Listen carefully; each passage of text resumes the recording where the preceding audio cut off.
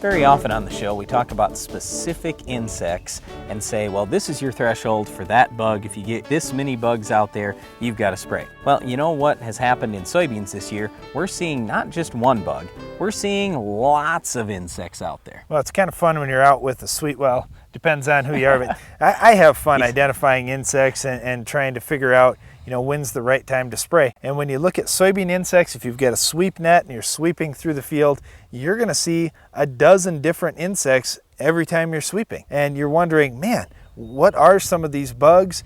Do I need to worry about them? And I don't really see enough of any single insect out there to treat, but now I've got all these insects. Is it going to be worth it for me? Yeah, and really the biggest issue is, what is the price of soybeans? When we have a tremendously high soybean price like we do right now, and you say, I've got the potential to have a fairly decent yield. Keep in mind, even if you were in an area that was wet early and maybe you planted late, bean yields are often made late. Bean yields are very often made in August. So if you get maybe 1 or 2 decent August rains, you've protected your crop from insects and diseases and weeds, you can still have a great yield even though your crop today doesn't look, perfect. That's the important thing. Don't give up on your soybean crop until the end of the year, because you just never know. You could get that 2-inch rain in August and all of a sudden you had a 30 bushel potential. Now you've got a 40 or 50 bushel potential out there. And that is a lot of money this year when beans are priced where they are. Okay, at this stage of the game, if you look at soybean aphids, it depends on who you want to listen to. Some people say 250 aphids per plant.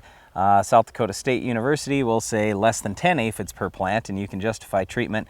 So whatever you want to do on that, but we'll just tell you this. Aphids are one thing, but if you also have bean leaf beetles out there, a few grasshoppers, you have a number of other insects, maybe you should be spraying anyway if you're below normal threshold. The other thing is to look at what the cost of all this is. On our farm, we just figure about $1 an acre to run over our fields with our own sprayer. We've got an older sprayer. It just doesn't cost that much to do it.